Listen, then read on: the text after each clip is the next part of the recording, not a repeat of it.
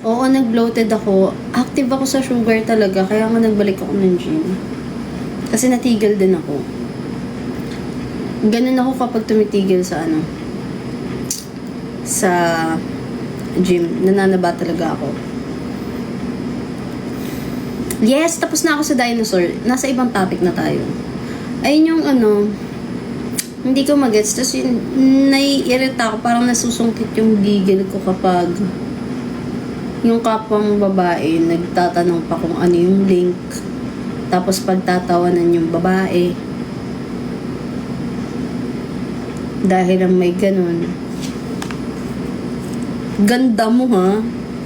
Ang ganda mo. Pag ganun ka eh. Diba?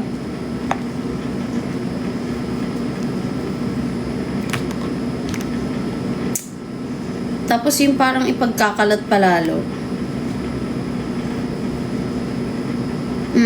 Ipagkakalat palalo. Na, ay oo, ganito, ganyan. Tapos minsan isa-share pa yan. Oo, iba dyan. Ibebenta pa. Ibebenta nila. Kapwa babae yan Ang nakakainis pa dito minsan. Bakit parang hindi naman bago sa inyo yung parang hindi naman sa inyo bago yung mga yan. Parang may mga scandal, ganyan, tapos papatrendingin pa nila. Tapos magko-comment pa sa page ng babae, ay, nakita ko yun sa ganyan, sa TG, ganyan, gusto nyo, ganyan. Tapos marami kang makikitang comment doon. Pengi ako ng ganyan, ganito, anong name ng JC, ganyan, magkano.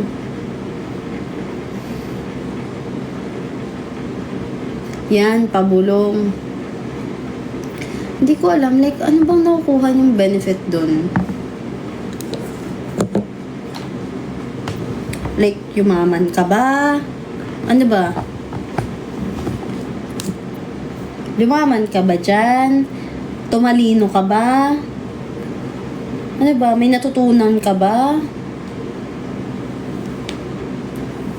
Wala lang, hindi ko lang magets kung bakit ganun yung nila pagdating sa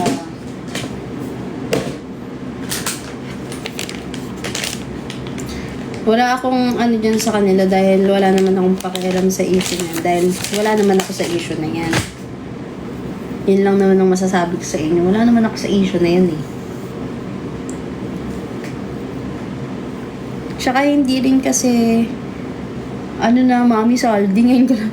Gising ka na, ako, ito pa rin.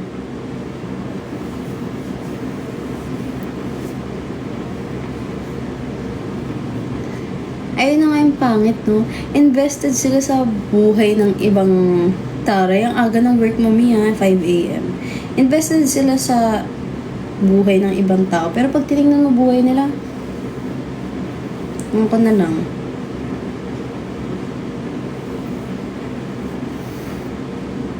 Ang sleep ko naman everyday, 8 to 10 hours.